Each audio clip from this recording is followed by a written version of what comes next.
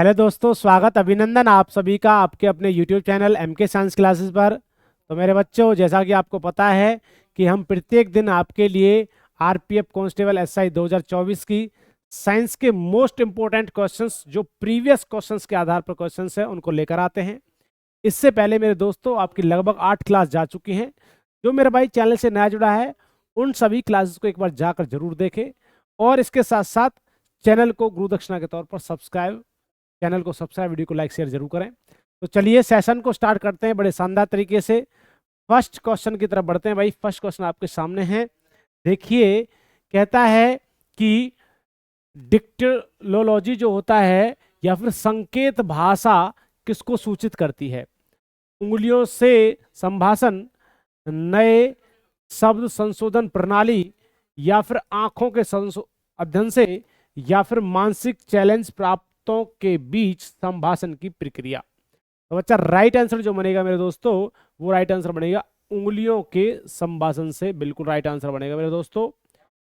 तो अगला क्वेश्चन आपके सामने है, क्वेश्चन नंबर नेक्स्ट। वायुमंडल के दाब में होने वाले परिवर्तन को मापते हैं। भाई वायुमंडल में जो चेंजमेंट हो रहे हैं, तो भाई उनको किस परिवर्तन को किन से मापा जाता है? तो बैरोमीटर से, बैरोग्राफ से, सिस्मोग्राफ से, या फिर क्रेसोग्राफ से।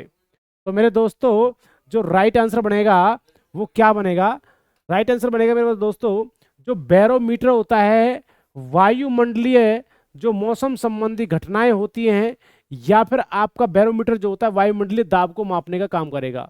ठीक है जी, वायुमंडलीय दाब को मापा जाता है इसके द्वारा। तो राइट आंसर जो बनेगा वो बनेगा बैरोमीटर। और बैरोग्राफ पर उस पर अंकित किया जाता है, बैरोग्राफ पर भाई साहब, कि उसके में क्या चेंजमेंट हो रहा है। तो बैरोमीटर होता है वायुमंडलीय दाब को में होने वाले परिवर्तन को मापने का काम करेगा। बैरोमीटर जो होता है मौसम संबंधी घटना को बताता है भाई ये। सिस्मोग्राफ जो होता है ये भूकंप को मेजर करने का काम करेगा भाई, ध्यान रखना है। चलिए आगे तरफ चलते हैं। नेक्स्ट क्वेश्चन आपके सामने है, क्वेश्चन नंबर थर्ड है। कहता है मेरे बच्चों कि निम्नलिखित में से किसमें गतिज ऊर्जा नहीं है? ये गतिज ऊर्जा क्या होती है मेरे दोस्तों? ये होती है काइनेटिक एनर्जी। क्या होती है? काइनेटिक एनर्जी, जिसका फॉर्मूला होता है हाफ mv²।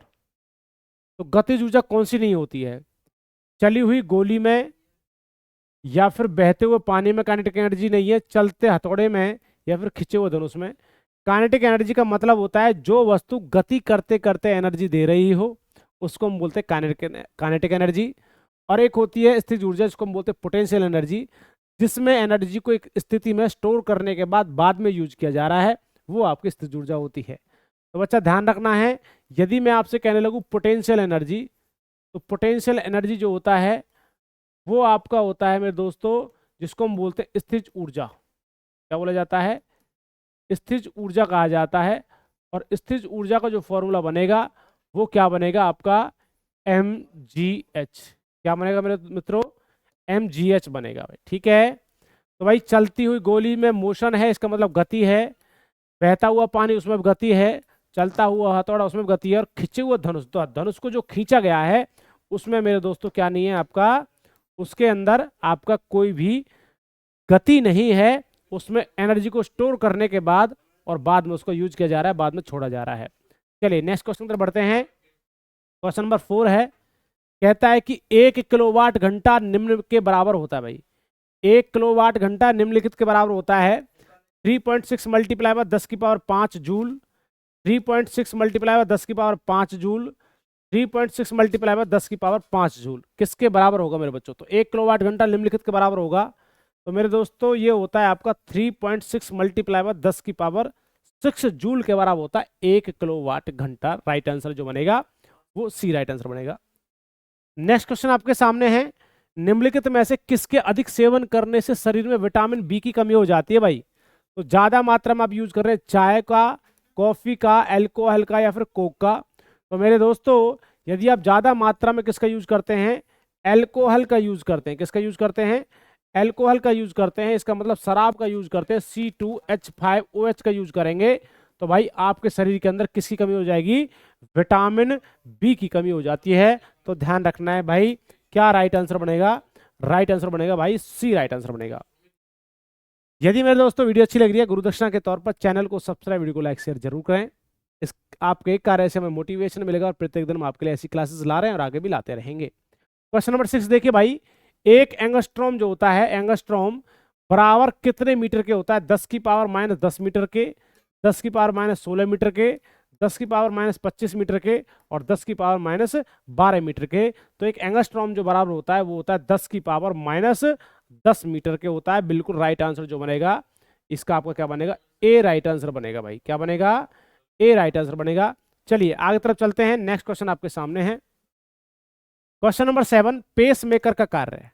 तो जल्दी से बताइए पेस मेकर का क्या कार्य होगा मेरे मित्रों? यदि आप चाहते हैं कि आरपीएफ कांस्टेबल एसआई का फुल कोर्स आप परचेज करना चाहते हैं तो बच्चा आपके लिए हमने फुल कोर्स लॉन्च किया हुआ है। फुल कोर्स लॉन्च किया हुआ है। ये जो कोर्स रहेगा लाइव क्लासेस रहेंगी, इसके अंदर लाइव क्लासेस रहेंगी जिसमें आपका पूरा सब्जेक्ट आपको पढ़ाए जाएंगे। क्या क्या? मैथ भी आपको पढ़ाया जाएगा, साइंस की भी क्लास आपकी होगी, रीजनिंग की क्लास भी आपकी होगी, इसके साथ साथ जीके की आपकी क्लास होगी और करंट जो होगा वो भी आपको पढ़ाया जाएगा। ये सारे के सारे सब्जेक्ट अलग अलग स्टाफ के माध्यम से आपको पढ़ाए जाएंगे। बच्चा ये जो कोर्स मिलेगा, दया कोचिंग सेंटर ऐप को डाउनलोड कीजिए, वहां पर आपको ये कोर्स जो मिलेगा बच्चा आपका 85% इस पर आपका क्या चला हुआ है? ऑफर है भाई, 85% का ऑफर चला हुआ है।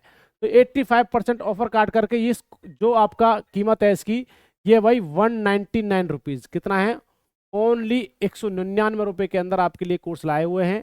फुल सिलेबस के साथ आपको पढ़ाया जाएगा, लाइव क्लासेस चलेंगी। इसमें एक और एडवांस क्वालिटी ये है कि बेटा फुल कोर्स में आपको है ना, जो आपको एडवांटेज रहेगा वो एडवांटेज ये है भाई, फायदा ये रहेगा कि इसमें आपको पीडीएफ और नोट्स जो रहेंगे वो आपको फ्री ऑफ कॉस्ट मिलेंगे। फिजिक्स के, केमिस्ट्री, बायोलॉजी या फिर आपका साइंस या फिर आप जीके का या फिर आपका मैथ्स का, रीजनिंग का, सभी का नोट्स आपको फ्री ऑफ कॉस्ट मिलेगा। पेस मेकर का कार्य क्या होता है? मूत्र बनाने के नियमन में, पाचन क्रिया का नियमन, दिल की धड़कन को नियंत्रित करने के लिए या फिर श्वसन क्रिया प्रारंभ करना। तो बच्चा ध्यान रखना, दिल की धड़कन को नियंत्रित करने के लिए पेस मेकर का यूज किया जाता है। वो वही पेस मेकर होता है भाई। ये जो होता है नेचुरल होता है, नेचुरल जो भगवान ने लगाकर भेजा आपके अंदर, उसका नाम होता है SA नोड। क्या नाम है? SA नोड के नाम से होता है, SA नोड होता है। ठीक है मेरे बच्चों। आर्टिफिशियल जो लगाया जाता है वो लिथियम तत्व का बना होता है पेस मेकर। जैसे आपने कोई भी ऐसी भयंकर चीज जिससे आपकी दिल की धड़कन तेज हो जाती है, किसी ने आपके पास में किसी ने कोई ब्लास्ट किया, बम भटकाया, तो आपकी धड़कन तेज हो जाती है। तो धड़कन की तेज कुछ समय के बाद कंट्रोल में आ जाती है। उसको जो कंट्रोल करता है वो कौन करता है? पेस मेकर करता है। राइट आंसर बनेगा सी। क्वेश्चन नंबर 8 आपके सामने है, दंत विज्ञान का अध्ययन क्या है? भाई दांतों का अध्ययन है। दंत विज्ञान का अध्ययन क्या कहलाता है? दांत, टीथ का अध्ययन पूछ रहा है मेरे दोस्तों। बताना है न्यूरोलॉजी है, ओडेंटोलॉजी है, टेक्टोलॉजी है या फिर टीथोलॉजी है। तो बच्चा दांतों का अध्ययन जो कहलाता है ओडेंटोलॉजी कहलाता है। क्या कहलाता है? ओडेंटोलॉजी। ठीक है मेरे दोस्तों, ध्यान रखना है। न्यूरोलॉजी जो होता है वो तंत्रिका का है। तंत्रिका तंत्र जो होता है, न्यूरॉन्स जो होती है, तंत्रिका तंत्र का अध्ययन होता है आपका क्या? न्यूरोलॉजी। ठीक है मेरे बच्चों। ओडेंटो डेंटिस्ट जो किसका होता है? डॉक्टर जो होता है दांतों का होता है। राइट आंसर बनेगा बी। क्वेश्चन नंबर 9 है भाई, अधिकतम प्रकार के आलू में क्रोमोजोम की संख्या कितनी होती है भाई? आलू में क्रोमोजोम की संख्या पूछ रहा है तो 8 होता है, 46 होता है, 42 होता है, 48। आपके अंदर कितने क्रोमोजोम्स होते हैं? मनुष्य के अंदर होते हैं मेरे बच्चा 46 होते हैं। और जो आपका कौन सा होता है? आपका पाया जाता है आलू। तो मेरे दोस्तों आलू में, चिंपांजी में और इसके अंदर और तम्बाकू में, इनमें जो आपके गुणसूत्र होते हैं वो कितने होते हैं मेरे दोस्तों? वो 48 होते हैं। राइट आंसर जो बनेगा डी बनेगा मेरे बच्चों। ठीक है। यदि वीडियो अच्छी लग रही है गुरुदक्षिणा के तौर पर चैनल को सब्सक्राइब करें, वीडियो को लाइक शेयर जरूर करें। नेक्स्ट क्वेश्चन आपके सामने है, क्वेश्चन नंबर 8 देखिए, निम्नलिखित में से किस इकाई का मान कूलाम के बराबर होता है? जूल गुना वाट, वाट गुना ओम, वाट गुना वोल्ट, एम्पियर गुना सेकंड। तो निम्नलिखित में से किस इकाई का मान कूलाम के बराबर होता है? राइट आंसर जो बनेगा मेरे दोस्तों वो क्या होगा? एम्पियर गुना सेकंड बनेगा। किसका? 10th का जवाब डी होगा।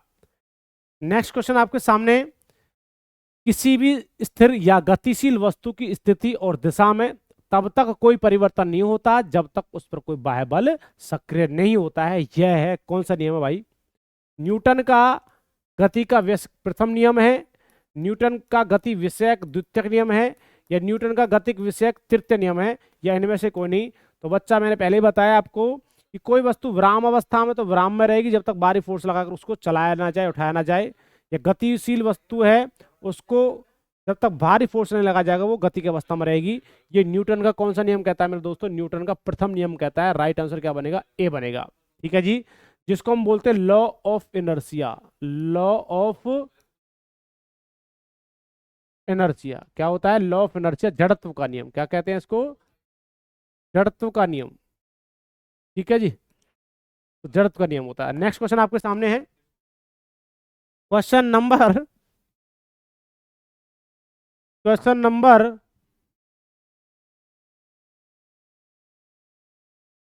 जब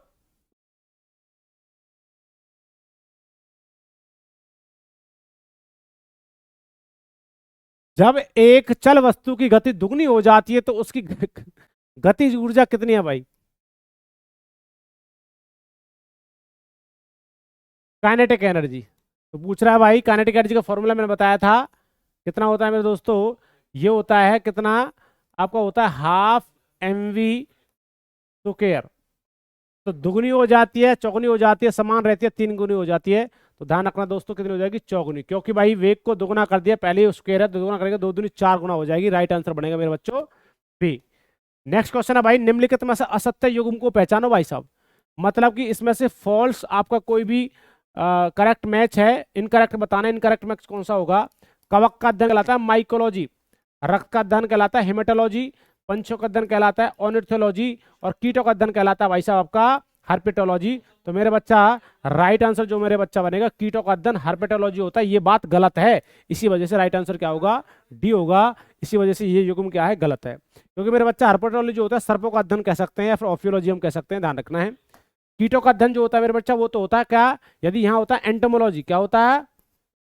एंटोमोलॉजी होता तो आप राइट आंसर लगा सकते थे, परंतु इसका जवाब क्या लिखा हुआ है यहाँ पर? हर्पेटोलॉजी। ये बात गलत होती है। नेक्स्ट क्वेश्चन भाई, क्वेश्चन नंबर 14, निम्नलिखित में से वह पदार्थ जो तीनों अवस्था में पाया जाता है भाई, तीनों अवस्था में पाया जाता है, जल होता है, ऑक्सीजन होता है, पारा, हाइड्रोजन। तो बच्चा राइट आंसर, बिल्कुल राइट आंसर बनेगा मेरे दोस्तों, जल जो होता है तीनों अवस्था में पाया जाता है। जल एक पदार्थ है, पदार्थ जिसका फॉर्मूला होता है H2O। तो मेरे दोस्तों देखिए, जल जो होता है, यदि जल है वो, तो भाई किस फॉर्म में है? द्रव्य अवस्था में है। किसमें? द्रव्य अवस्था में है। यदि वो किसमें है? बर्फ में है। किसमें है? बर्फ में है, तो बेटा वो ठोस अवस्था में है। और यदि वो किसमें? वाष्प बन जाता है, वाष्प, तो मेरा बच्चा वो वाष्प है, वो गैसीय अवस्था में होता है। तो तीनों अवस्थाएं हैं बच्चा आपकी जल की। तो राइट आंसर क्या बनेगा बच्चों? ए राइट आंसर बनेगा, बिल्कुल। चलिए मेरे बच्चों, मेरे दोस्तों, यदि वीडियो अच्छी लग रही है गुरु दक्षिणा के तौर पर चैनल को सब्सक्राइब, वीडियो को लाइक शेयर जरूर करें, और आगे तरफ इसी प्रकार बढ़ते रहें। क्वेश्चन नंबर 15 आपके सामने है, भाप इंजन की खोज किसने करी? बॉन ब्राउन ने, न्यूटन ने, हम्फ्री डेवी ने, या फिर जेम्स वाटसन ने? राइट आंसर बनेगा मेरे दोस्तों डी, जेम्स वाटसन ने भाप इंजन की खोज करी थी। बिल्कुल डी आंसर राइट होगा। चलिए अगले क्वेश्चन तरफ बढ़ते हैं भाई, तो जल्दी से जवाब दीजिए मेरे दोस्तों। यदि किसी को आरपीएफ एसआई कांस्टेबल का कोर्स चाहिए, फुल कोर्स आपको मिलेगा बच्चा, जिसमें आपका पूरा मैथ्स भी, रीजनिंग भी, साइंस जी के सारा कुछ करवाया जाएगा। और ये कोर्स मिलेगा बच्चा, आप इस ऐप को डाउनलोड कर लीजिए प्ले स्टोर से, द कोचिंग सेंटर ऐप को। यदि किसी को और समस्या आती तो आप इस नंबर पर भी कांटेक्ट कर सकते हैं। अरे मेरे बच्चों, दोस्तों, तो ध्यान रखना है, ये बच्चा जो कोर्स रहेगा 199 रुपीज़ का रहेगा। कितने का रहेगा? 199 रुपीज़ का रहेगा। और बच्चा इसमें आपका कितना? 85% आपका ऑफर चला हुआ है, ध्यान रखना है। तो 199 रुपीज़ कुछ दिन के लिए रहेगा, फिर ऑफर खत्म हो जाएगा। तो सभी जो बच्चा चाहता है इस कोर्स को खरीद सकता है भाई। क्वेश्चन नंबर 16 देखिए बेटा, अशुद्ध जल से बड़ी मात्रा में पेयजल तैयार किया जाता है किस विधि से? निर्वलीकरण द्वारा, आसवन द्वारा, आयन आदान प्रदान द्वारा, या फिर निथार कर द्वारा? तो बच्चा ध्यान रखना, आसवन विधि जो होती है इसको हम बोलते हैं दोस्तों, क्या बोलते हैं? Distillation process. क्या बोलते हैं? डिस्टिलेशन प्रोसेस जो होती है, इस विधि से क्या किया जाता है? समुद्री जल को क्या किया जाता है बेटा? आपका रिफाइन या फिल्टर किया जाता है, या शुद्ध किया जाता है, पीने योग्य पानी बनाया जाता है। क्योंकि जो समुद्र का जल होता है उसमें बहुत सारी इंप्योरिटीज होती हैं, उनको भाई साहब किस विधि से किया जाता है? फिल्टर बेटा, आसवन विधि द्वारा आपका पीने योग्य बनाया जाता है। बिल्कुल राइट आंसर बनेगा बी। क्वेश्चन नंबर 17 है भाई, किसी ठोस तत्व की विशिष्ट ऊष्मा तथा परमाणु भार का गुणनफल लगभग 6.4 होता है, या नियम किसका होता है? बॉयल का था, ड्यूलॉग तथा पेटिटिस का था, या फिर ग्राम का था, या फिर चार्ल्स का था? तो बच्चा ध्यान रखना है, ड्यूलॉग और पेटिटिस इसका सिद्धांत जो दिया है भाई, इन्होंने ये कहा था कि भाई किसी ठोस तत्व की विशिष्ट ऊष्मा तथा परमाणु भार का गुणनफल है जो लगभग होता है 6.4 होता है, ये नियम दिया था ड्यूलॉग और पेटिटिरस ने दिया था भाई। चलिए क्वेश्चन नंबर 18 देखिए, कोलाइडी रसायन का जनक किसको कहा जाता है? रदरफोर्ड को, बर्जेलियस को, ग्राम को, या फिर आपका फ्राडे को? तो कोलाइडी रसायन का जनक जो कहा जाता है मेरे दोस्तों, ग्राम को कहा जाता है। रदरफोर्ड जो है बेटा, ये किसके कहे जाते हैं? प्रोटॉन के कहे जाते हैं। किसके कहे जाते हैं? प्रोटॉन के कहे जाते हैं। बर्जेलियस जो है बच्चा, ये आपके प्रोटीन के खोज करता है। किसके हैं? बर्जेलियस प्रोटीन की खोज करता है, या मुल्डर भी हैं। और फेराडे जो है, माइकल फेराडे हम कह सकते हैं, ये किसे कहे जाते हैं? ट्रांसफार्मर के कहे जाते हैं। ठीक है मेरे दोस्तों, तो राइट आंसर जो बनेगा वो सी राइट आंसर बनेगा भाई। चलिए नेक्स्ट क्वेश्चन पर बढ़ते हैं भाई। क्वेश्चन नंबर 19, ठोस पदार्थ की विलेयता ताप बढ़ाने से, यदि कोई भी ठोस पदार्थ है तो जल्दी से बताइए क्या जवाब होगा मेरे बच्चों। ठोस पदार्थ की विलेयता ताप बढ़ाने से घटती है, या फिर आपका बढ़ती है, या फिर आपका बढ़ती है फिर घटती है, फिर अपरिवर्तित रहती है? जल्दी से जवाब दीजिए, क्या राइट आंसर बनेगा मेरे बच्चों। देखते हैं आप क्या जवाब देते हैं भाई। बिल्कुल मेरे बच्चा, जिस बच्चे ने बोला है बी बिल्कुल सही है, तो बढ़ती है भाई। जल्दी चलिए, तो ठोस पदार्थ की विलेयता ताप बढ़ाने से, जैसे आप ठोस पदार्थ को ज्यादा हीट करते हैं तो उसमें जो आपकी विलेयता होती है, मिलने के जो डिजोल्व होने की जो कैपेसिटी होती है वो क्या हो जाती है? बढ़ जाती है। क्वेश्चन नंबर आपके सामने है भाई, कह रहा है कि 90 यूरेनियम बच्चा, इसका एटॉमिक नंबर, एटॉमिक मास और इसका नंबर और मास दे रखा है कि परमाणु की संरचना में अंतर कितना होता है मेरे दोस्तों। तो वो कितना होगा? वो आपका ये 235 होगा बेटा यहाँ। ठीक है, 235 या 238 है। तो बच्चा देखिए, 3 इलेक्ट्रॉन की संख्या, 3 प्रोटॉन की संख्या, 3 न्यूट्रॉन की संख्या, फिर 3 इलेक्ट्रॉन, 9 प्रोटॉन की संख्या। तो जवाब नंबर जो होगा मेरे बच्चों क्या होगा? 3 न्यूट्रॉन का। बिल्कुल, क्योंकि बेटा आपको 38 में से 35 घटा दीजिए तो क्या बनेगा भाई? आपके 3 न्यूट्रॉन की संख्या बनेगी। बिल्कुल। क्वेश्चन नंबर 21 देखिए बेटा, ऑस्टोमलेशिया नामक बीमारी जो होती है किस विटामिन की कमी कारण होती है? Vitamin A, vitamin E, vitamin F, vitamin D? तो बच्चा ऑस्टोमलेशिया से हड्डियों से संबंधित एक बीमारी है, हड्डियां सूख जाती है तो विटामिन डी की कमी से, क्योंकि विटामिन डी जो होता है बेटा सूर्य के प्रकाश से मिलता है। ध्यान रखना भाई, मॉर्निंग का जो प्रकाश होता है उससे मिलता है।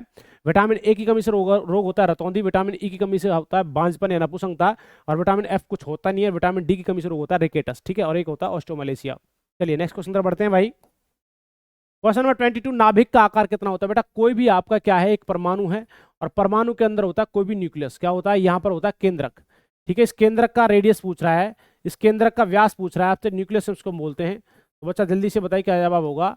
तो बच्चा ध्यान रखना, इसका जो रेडियस होता है वो तो होता है 10⁻⁻10 मीटर। ठीक है, और इसका होता है कम, तो इसका मतलब इसका कितना होगा? 10⁻⁻15 मीटर होता है। तो जवाब देख लीजिए कहां पर है भाई, 10⁻⁻15 मीटर जो होता है नाभिक का आकार होता है। बिल्कुल राइट आंसर जो बनेगा मेरे बच्चों वो क्या बनेगा? डी राइट आंसर बनेगा भाई। ठीक है, रेडियस जो होती है, न्यूक्लियस की रेडियस होती है 10⁻⁻15 मीटर, और परमाणु की जो रेडियस होती है, परमाणु का जो आकार होता है 10⁻⁻10 मीटर होता है। जितनी पावर बड़ी होगी उतना ही क्या होगा मेरा बच्चा? माइनस में जितनी पावर बड़ी होगी उतनी क्या होती है? छोटी होती है, और माइनस में जितनी पावर छोटी होती है उतनी क्या होती है? बड़ी होती है। नेक्स्ट क्वेश्चन बढ़ते हैं, क्वेश्चन नंबर 23, ऐसे परमाणु जिनके परमाणु क्रमांक समान परंतु परमाणु भार भिन्न भिन्न होते हैं उनको क्या कहते हैं भाई? जिसका एटॉमिक जो नंबर होगा क्या होगा? Atomic number. एटॉमिक नंबर तो क्या हुआ है मेरे बच्चा? सेम है, परंतु एटॉमिक मास जो है, परमाणु भार जो है, एटॉमिक मास जो है वो क्या होता है मेरे बच्चा? डिफरेंट होता है।